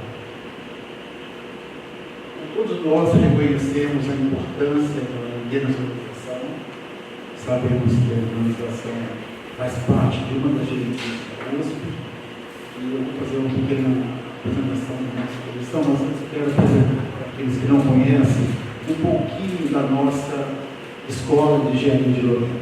A escola ela foi incorporada pela Universidade de São Paulo no ano de 2006. Então, nós não temos grandes dados e indicadores como parceiros. A escola conta atualmente, eu tenho alguns dados aqui, nós temos duas áreas de atuação, que é essa que nós estamos, uma outra área aqui distante, fica do outro lado da Dutra. Nós temos 4 departamentos, 6 cursos de graduação, todos na área de engenharia. Nós temos 5 programas de pós-graduação, mestrado e doutorado. Nós temos 2 cursos de especialização, um colégio técnico, Colégio Técnico de Química, que o meu colega professor Durval já fez uma menção dele. Nós temos, no momento, 1.914 alunos de graduação, 270 alunos de pós-graduação, 239 alunos do curso técnico, 132 docentes, 186 servidores, 2 bibliotecas e 2 restaurantes. Então, como vocês percebem, isso é importante para a gente poder perceber os nossos dados que nós vamos apresentar. Então, trata-se de uma unidade pertencente à USP, mas que ainda podemos considerar uma unidade relativamente jovem dentro da estrutura universitária da Universidade de São Paulo. A gente sabe que a universidade entende a internacionalização como um indicador muito importante, principalmente para a classificação e usar esses dados para os estudantes. Então, nós temos isso em mente e a busca de fato explicar esse laço de colaboração e também proporcionar e de criar novos laços. E isso, essa mobilidade que a universidade proporciona, tanto de alunos, de estudantes, também de professores, que traduz então essa meta importante que a universidade tem. Falando dentro dos nossos dados sobre a nossa CR20, ela foi então estabelecida aqui na nossa instituição em setembro de 2011, então podemos perceber que não é tanto tempo assim para a Universidade de São Paulo, e que teve a missão de desenvolver e implementar essas políticas de cooperação internacional, seguindo as diretrizes da universidade, e proporcionar tanto essas experiências de formas pessoais, como também essas experiências acadêmicas para o nosso corpo docente e discente, que vai enriquecer muito a nossa formação dos nossos alunos. E o seu principal objetivo, de fato, é promover, então, a gente incrementar e fortalecer a internacionalização na Escola do Jardim de Lorena, proporcionando, então, essa oportunidade para esse leque de alunos que nós temos. Temos as atribuições que são estatutárias dentro da Comissão de Relações Internacionais, que basicamente vocês conhecem, vou só realmente frisar, que é a formalização dos convênios internacionais dentro da escola, a mobilidade acadêmica e também propor novas estratégias para fortalecer a internacionalização na estrutura universitária. No ano de 2025, os pequenos dados não são tão expressivos quanto os colegas, que são bastante modestos, e o que eu valorizo bastante é essa experiência que vocês trazem aqui para nós e refletem que nós temos muito ainda que aprender. Nesse sentido, nós temos visitado, juntamente com o servidor que nos acompanha, que valeu algumas instituições, como falamos várias vezes para você, na Poli, para buscar um aprendizado e trazer essa experiência para dentro da escola. Então, a gente conta com o apoio dos colegas para fortalecer a internalização dentro da ECA. No ano de 2025, nós tivemos um total de 18 acordos de cooperação acadêmica internacional que possibilitou a mobilidade dos nossos estudantes para alguns países. Principalmente, os dados não são diferentes, países basicamente da América Latina, como Argentina, Chile, Peru, Uruguai, alguns da Espanha, os mais tradicionais, que é Portugal, Espanha e alguns também da China, com um convênio com a China, e Estados Unidos. Basicamente na modalidade de aproveitamento de estudos de curta duração e também de mobilidade científica. Além desses, nós temos ainda 6 acordos que estão bastante avançados, já no processo de aprovação, já foram aprovados pela nossa congregação. E no ano passado, no ano de 2024, houve a mobilidade de 46 dos nossos estudantes, e com previsão desse ano esse número ser maior. A gente percebe que a gente está buscando, incentivando essas políticas na instituição, basicamente com os nossos docentes, reconhecemos que a gente necessita de algum apoio para implementar essas ações na nossa estrutura. Basicamente, no escritório, hoje nós temos apenas o Ivanil, que está atuando de forma bastante proveitosa, muito bem no escritório, e temos vários docentes buscando e incentivando esses apoios. Um duplo diploma já está para surgir aqui nas nossas escolas, foi aprovada na última congregação, o Instituto Superior Técnico de Portugal, de Lisboa. Então, dentro desse cenário, eu vejo que é uma perspectiva muito grande dentro da Escola de Engenharia de Lorena. Nós não temos ainda um programa tão estabelecido quanto vocês apresentaram, de recepção dos alunos estrangeiros. Eu acho que essa experiência vai ser muito enriquecedora, para que nós possamos, de fato, aprender com aquelas instituições mais sólidas, mais concretas, e trazer essa experiência para aqui no campo da Escola de Engenharia de Lorena. Por isso, nós agradecemos, então, a todos vocês por trazer para a gente essa motivação, esses dados, que nos apresentam muito o evento e nos capacitam para poder buscar também essas oportunidades e implementar aqui também na nossa escola. Muito obrigado. Obrigado, professor. Praia, não sei a sua... Reitor, eu estava aqui, eu acho que dá para sair daqui às 16, dá para no final da mesa, né? Tá bom, a gente tem, assim, por conta das nossas... culpa da coordenação da mesa, mas a gente tem a programação que a gente termine a mesa em 15 minutos, então a gente vai ter um tempo meio curto de debate, porque é uma pena que eu mesmo tenho um monte de perguntas para fazer para vocês. Achei fantásticas as apresentações, acho que todas as iniciativas são complementares e é interessante olhar a diversidade dos institutos, porque a gente olha para a nossa com uma perspectiva de que isso seja um fato, né? A relação da China com a Cooperativa é absolutamente impressionante, né? Alguma coisa que no IB eu fiquei pensando por que a gente não encontra isso, é uma questão, a gente já veio discutindo um pouco isso, mas acho que há questões, talvez na engenharia vocês estejam mais abertos, a nossa interação com a França histórica não é tão grande quanto a da FAO e da FECALEST, a gente não tem esse vínculo originário, na verdade, a construção do IB, ela não teve a escola francesa como uma escola master, então tem questões super interessantes. Eu acho que podia abrir para perguntas e a gente fazer um pouco desse debate, depois a gente vai ter um coffee break às 4h15. 4h15. Tá bom. Mas eu acho que a gente pode abrir para algumas perguntas, se tiverem, e aí depois a gente vai podendo também usar o coffee break para fazer perguntas, não somos tantas assim. Não sei se eu levo as perguntas, considerações.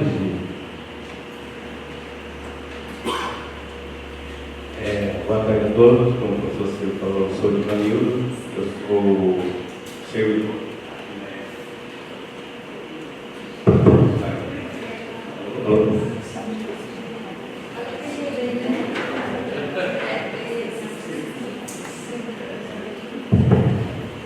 Então, eu sou servidor aqui na EL, o único responsável por toda a parte da mobilidade, de tanto os CAMI quanto Altigunes. Assim, o alívio para mim é que a gente mais envia estudando do que recebe, não recebeu muito, mas a minha pergunta vai mais relacionada aos compêndios.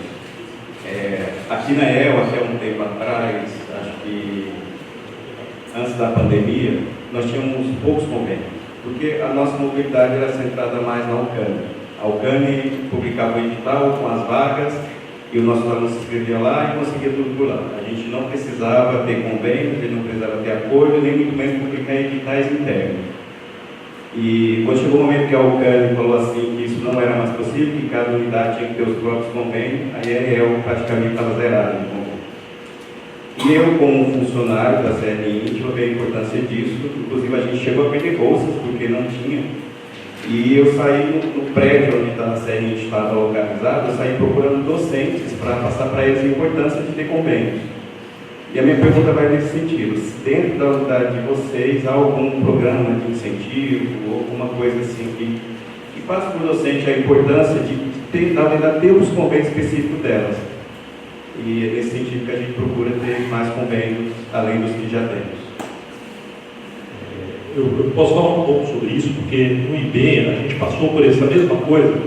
Os institutos têm tamanhos muito diferentes, né? Então, essa coisa que as pessoas estão falando da FECALEST ter 15 mil alunos, quase 1.000 docentes, a Poli ter 7 mil alunos, isso no IB levou muito. Quando a gente teve a transferência, a partir de 2023, ou de 22, quando a Alcânia transferiu para os institutos a necessidade do convênio para a negociação de vagas, porque é a grande questão da negociação de vagas, a gente sentiu duas coisas. Uma foi do ponto de vista administrativo, de a gente incorporar todos os processos, e o outro, e aí que surgiu para a gente de maneira muito importante a necessidade de nucleação, é que na hora que você vai fazer a negociação de vagas que as instituições externas vão oferecer para o seu aluno, ele precisa, como tem a necessidade de reciprocidade, e as universidades, boa parte delas tem tuition fee, ou seja, tem uma taxa de cobrança que ela vai abrir mão do seu aluno para poder cobrar do dela quando vem para cá. Boa parte das universidades olharam assim, a gente não tem como negociar com o ID. O ID é pequeno para receber o número de alunos que a gente precisaria, que a gente não vai ter interesse no envio. Então, uma das formas, a nucleação, eu concordo que para a Lorena existe uma questão que é o isolamento espacial, mas a nucleação é uma questão fundamental, porque se no instituto maior, na Poli, você conseguiria, não estou acusando, é uma questão, na parte você fala, eu vou fazer um acordo, porque quem vai querer ir para a Poli? Você tem inúmeros cursos. Quando você chega no instituto menor, como o ID, você precisa de alguém que queira ir fazer biologia, né? Então a gente tem vários departamentos, mas você tem biologia como única possibilidade. E o que a gente passou a fazer, junto com o ICD, com ciências biomédicas, fazer alguns acordos, a química também faz parte de algumas dessas triangulações, e aí os convênios funcionam, porque daí a reciprocidade, que tem um problema administrativo, mas o maior problema é a reciprocidade do acordo. E esse é um grande ponto. Por isso eu acho a ideia de nucleação, amanhã a gente vai poder discutir mais, ela é fundamental. E fundamental, e quando eu falo que o IB é um instituto pequeno, pode parecer meio absurdo, que é um instituto, é um curso de biociências com 100 e poucos docentes. Cara, nós é enorme do ponto de vista do curso de biologia para qualquer lugar do mundo. A questão é que a gente é pequeno, para a questão de cooperação internacional, a gente não tem o tamanho necessário. Ou seja, as CRIs, o funcionamento efetivo, tanto para você ter o número de funcionários necessários, quanto a dinâmica interna necessária, quanto o poder para fazer tamanho suficiente para ter a ação para os acordos de cooperação com reciprocidade, a gente precisaria ser maior. Talvez eu acho que o número ideal, usando o GCARI de Ribeirão Preto como parâmetro, seria alguma coisa como 3.000 a 5.000, mais ou menos, alunos, seria o equivalente para a gente conseguir ter essa possibilidade e ganhar corpo para fazer isso.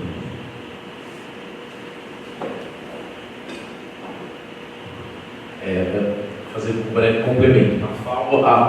Historicamente, a coisa é o oposto. Então, assim, a gente sempre recebeu alunos da Alcânia, mas são pouquíssimos perto dos alunos dos acordos locais. Isso, eu acho que por vários motivos, porque há um incentivo do docente estabelecer uma relação efetiva com aquela instituição, do outro lado, entendeu? Então, na verdade, há uma afinidade de pesquisa, há uma afinidade, porque o convênio, ele não é um convênio de mobilidade, ele é muito mais do que isso, né? Ele é um convênio de uma troca de N questões, além de mandar aluno, receber aluno, mandar docente, receber docente, mandar servidor, receber servidor. Eu gosto de falar os 3 âmbitos, porque o nosso intuito na mobilidade e em todas as políticas linguísticas não é restrito ao discente, seja de graduação ou pós-graduação, mas é numa perspectiva, inclusive, da inclusão dos servidores técnicos, né, que são a nossa, né, a massa que faz funcionar tudo aquilo. Quer dizer, então nós, no Escritório da FAO, a gente tem trabalhado essa questão, né, dos convênios para além da questão da mobilidade. O convênio, e aí daí a importância do estabelecimento de uma relação docente-docente, que é quem vai assinar a responsabilidade sobre esse convênio. E esse docente, além de tudo, e gente, eu não estou aqui fazendo um discurso contra os convênios que vêm da Alcânia, pelo contrário, a Alcânia precisa existir e ela é a nossa referência sobre o ponto de vista de internacionalização. Mas, quando eu tenho um convênio cujo docente responsável é o docente da casa, seja para o aluno que vai, seja para o aluno que vem, ele tem um porto seguro. Então, nós, como escritório internacional, a gente diz para o aluno que está chegando: você está vindo aonde? De Delft? Você está vindo aonde? De Veneza? Você está vindo da Ásia? O professor que assina o convênio com a sua instituição é o fulano. Muda tudo. Porque esse aluno que chega, ele tem uma referência, ele tem alguém que conhece a instituição dele, de onde ele vem. Esse docente, ele dá um respaldo para você escolher disciplinas. esse docente dá um respaldo sobre o conhecimento da realidade dessa instituição do qual ele... Você entende que a esfera local do convênio, ela facilita tanto o envio quanto o acolhimento. Pensando no aluno que a gente manda, eu por exemplo, os meus convênios, sei lá quantos que eu assino, né, Fê? Acho que uns 10, 12, sei lá. Eu falo para o meu aluno, você vai procurar o meu colega, o meu amigo lá no Equador. E aí eu mando um e-mail para minha colega no Equador e falo, olha, fulano, Sandra, minha colega lá na Indoamérica, recebe o meu aluno. Olha como muda totalmente a experiência internacional. Quando eu tenho mesmo numa escola de 1.600 alunos, que é a FAO, né, que já é um tamanho um pouquinho maior, se a gente pensar nesse sentido. Então, o fortalecimento do acordo nível unidade, ele é uma política mesmo, né? Que eu acho que numa escola relativamente nova, sob o ponto de vista do encampamento daqui de Lorena, eu diria que vale a pena incentivar isso. Vale a pena. Porque é uma série de ganhos que a gente tem, em cotutelas, em orientações, em tudo isso. E por fim, só para fechar minha fala nesse sentido, a gente tem alguns acordos que são FAO e ECA, por exemplo, juntas, para potencializar isso que o André está colocando. Então, por exemplo, eu assinei o ano passado um acordo com a IAMATEC, que é uma academia polonesa. A princípio você fala, será que eu vou ter fluxo? Tudo bem, junta com a ECA, vamos junto.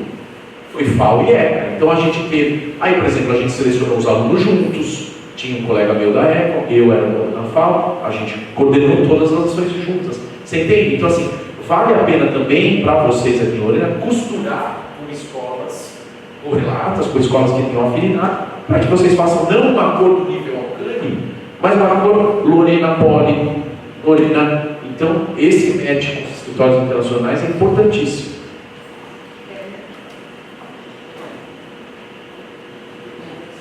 Obrigada. Não, eu ia só complementar, só quase que dando um contraponto aos dois aqui, e também dizendo assim, que eu concordo plenamente com o Gustavo, acho fundamental essa coisa de estimular os professores. Só que aí eu vou te trazer um problema que a gente tem lá na FIVELEST, que é tanta gente, o nosso dilema na nossa sociedade é conseguir, essa é uma das coisas que a gente inclusive colocou no nosso programa, com essa tentativa de centralizar, quer dizer, de que essas informações sobre quem está envolvido, que os professores e os alunos nos comuniquem. Então, nosso problema é o contrário, né? Então, um pouco assim, se eu puder dar uma dica, quer dizer, a gente tem um problema crônico, estou vendo aqui, faltam 2 mil alunos, e a gente tem, vocês têm 4 funcionários, então a gente tem 2 funcionárias agora no estagiário, né? Então, tem questões ligadas a essa, de como a gente realiza essa coisa. Mas eu acho que se vocês conseguirem, nessa tua proatividade em relação aos professores, tentar já logo cadastrar isso, criar um banco de dados, que a CECENTE canalize isso, porque isso é a nossa luta lá na CECENTE também. Então a gente conversa, no nosso caso a gente fala muito com os conselheiros de cada uma dos departamentos, para gente, por favor, avise e tal. Mas o que falta atualmente é perna para conseguir criar. E o ideal, eu acho também, seria ter um banco de dados. Claro que a gente tem via Sistema 1, você tem lá o número de convênios firmados e tal, mas aí você vai um em um, né? Mas ter isso, por exemplo, no site da CCI seria o máximo. Né? Você conseguir assim, nossa, esse convênio aqui é ativo, professora tal, e-mail, já sei, vou falar com ele, né? Um pouco para fazer essa ligação que a gente está falando aqui. Está vendo? Ou seja, um pouco 3 escalas, né? E procurar aquelas medidas com você, né? Porque é muito diferente. Tem mais uma pergunta, talvez o Ricardo fazer a última pergunta e a gente vai ter que encerrar a mesa de volta. Vamos lá ver se funciona aqui, Ricardo. Obrigado. Em primeiro lugar, meu nome é Ricardo Alexis Ferreira, sou professor associado da Escola de Comunicações e Artes, membro.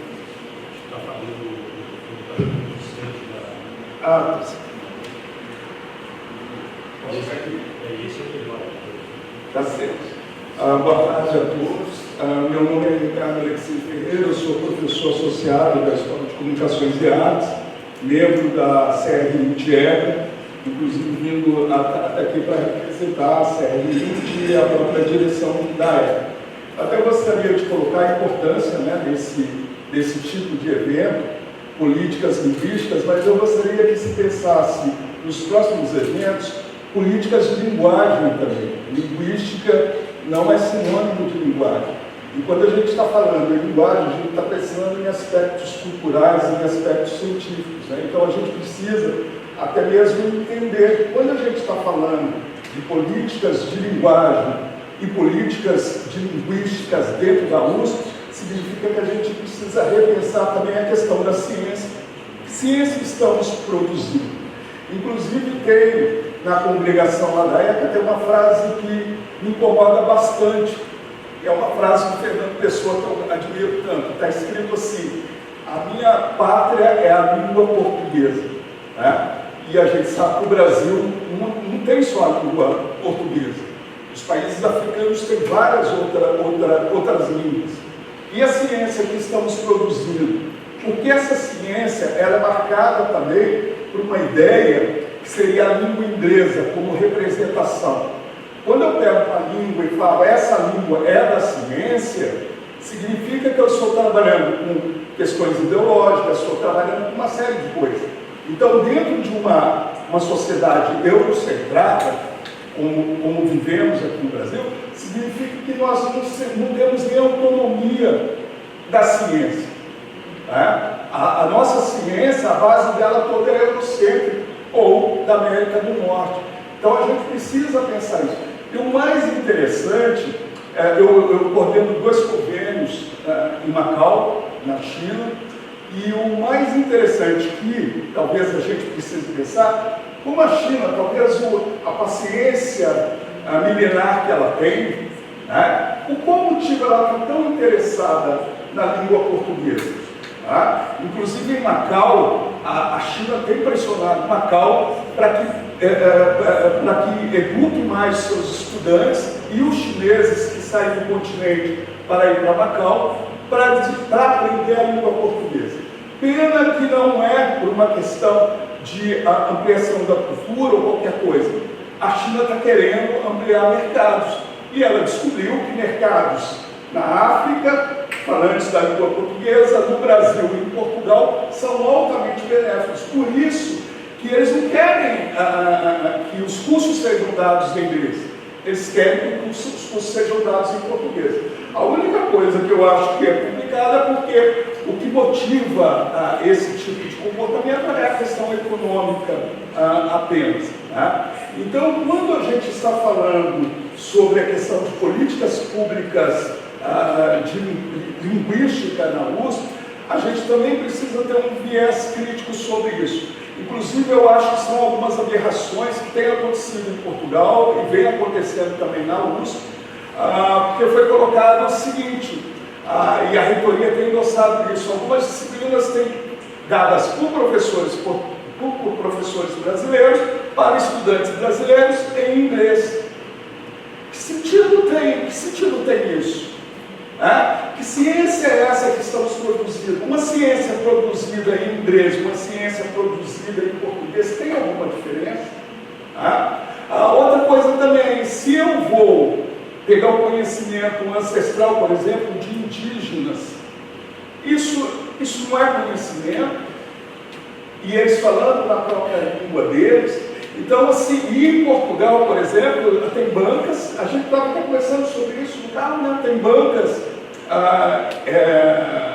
bancas que são feitas em Portugal, os membros da banca são portugueses, o aluno está defendendo em português, a tese é escrita em inglês e a arguição é em inglês. Então, assim, essa sensação que a gente tem desse resquício colonial é muito forte aí do nosso pensamento. Nós estamos numa universidade que ela é bastante eurocentrada. Só agora começamos a falar da decolonialidade. Só agora pensamos em interpretar que, por exemplo, o conhecimento indígena também é uma forma de ciência. Né? Então eu acredito que esse processo é interessante. Então eu gosto muito do Fernando Pessoa, acho que é uma das referências muito, mas a nossa pátria não é a língua portuguesa. A nossa pátria são diversos tipos de linguagem.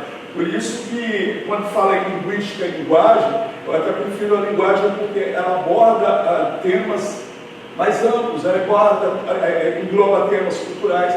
Eu acho inadmissível que um aluno estrangeiro ele venha ao Brasil e que ele tenha na zona de conforto a língua do seu país ou a língua estrangeira. Isso não pode acontecer.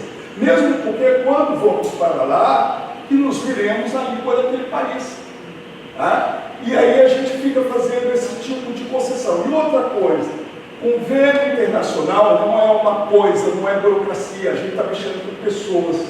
Isso é muito importante. Por exemplo, no processo de seleção de convênios, entre a Universidade de São José de Macau, a Escola Doutoral também lá em Macau, o processo de seleção, o coordenador do convênio ele está lá e fazemos a seleção juntos com os alunos. Então, assim, não é uma coisa que eu escolho que o aluno vai para lá, nós escolhemos. Então, assim, o coordenador do convênio de lá, através do Google Meet, a gente senta e vamos entrevistando os alunos, querendo saber o que eles desejam, o que esperam da instituição. Então, esses elementos são importantes. E convênio não é burocracia, a gente está mexendo com pessoas. E depois, convênio, ele não pode estratificar instituições. Tipo, a Sorbonne é melhor do que aquela outra. Não pode ser isso. E a gente tem essa herança tipo de pedigree, então assim, ir para a França, para a Suíça, para a Inglaterra, dá um status maior. E isso está até no nosso cotidiano, muita gente utiliza as suas referências familiares como uma forma de pedigree. Isso está muito presente dentro da universidade. Até hoje eu trabalho muito com a questão da divulgação científica, do jornalismo científico, e até hoje eu pergunto, que ciência produzimos aqui no Brasil?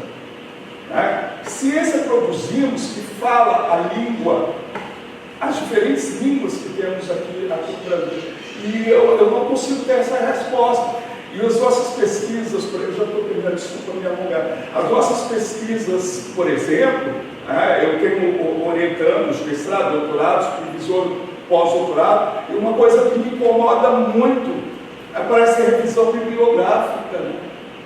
A ciência que produzimos aqui parece referências bibliográficas, de autores europeus ou de autores norte-americanos. Isso é muito grave, porque isso significa que estamos totalmente submetidos a uma visão eurocentrada de ciência. E eu fico o tempo todo pensando, espero que um dia desenvolvemos as ciências brasileiras, marcada aí por uma série de complexidades. E agora, linguística, a produção do conhecimento, para mim, ele não pode estar baseado em uma coisa formal de linguística apenas, ele tem que ter algo mais amplo. E eu quero também dizer que nós viemos juntos, o André e aí, assim, são tantas ideias que a gente pode desenvolver, Desculpa ter tomado... A gente já fez um GT dentro do carro. Tem um GT de manhã. Muito obrigado, desculpa. Obrigado. Obrigada, eu tenho que ir embora. Eu amei. Obrigado. Tratando um pouco da questão, eu acho que a ideia da linguagem, ela evidencia esses aspectos. Ou seja, para a gente foi muito surpreendente, por exemplo, no ID, olhar para dentro da internacionalização e, de repente, a internacionalização, que é extremamente forte por projeto, e os projetos, eu digo por área aquela hora, porque os projetos de biologia eles são de um tipo um pouco diferente do que acontece em outras áreas, assim como as outras áreas são diferentes entre si, e a gente tem uma cooperação muito forte com análise de dados, amostras, pensar em projetos de colaboração, que são, na verdade, meio ideias, assim, como prática, porque no final a prática é no seu laboratório, você executa no seu laboratório. E quando a gente foi ver a nossa internacionalização fortíssima com um conjunto de países que a gente, na verdade, não tem cooperação, ou seja, a nossa internacionalização do dia a dia na pós-graduação, e por isso que eu acho esse dado tão legal, ou seja, olhar um pouco para a linguagem é permitir que a gente veja esses lados da universidade. Por isso a ideia de linguagem é tão forte dentro dessa perspectiva de internacionalização e pensar em internacionalização nos vários aspectos. Agora, há inúmeras questões fundamentais, né? Então, por exemplo, as revistas publicadas no Brasil serem em inglês, sem ser em português, inglês ou português, inglês e espanhol, como algumas são, é um problema, né? A gente não usar a perspectiva de atuar nessas colaborações sul-sul com interesse local também será, se a gente não fizer, né? Então, quando você está fazendo uma colaboração de pesquisa sul-sul, é importante que ela também seja direcionada para aqueles problemas que você tem nessas regiões, né? Ou seja, eu defendo que a língua é um lugar legal para olhar, e não só legal para olhar, como é um lugar onde a gente vai poder ver essas coisas.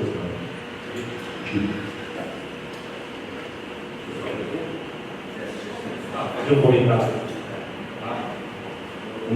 Fonseca da Escola Politécnica, e eu contive aqui para colocar essa questão multilinguística. Se eu quiser ser lido, ouvido, eu tenho que publicar em inglês. Ninguém vai ler em português os trabalhos que eu fizer. Como a gente não lê revistas alemãs, escritas em alemão, ou a gente lê. Ou lê em chinês. O chinês escreve em inglês. A questão que eu quero é que os trabalhos sejam lidos.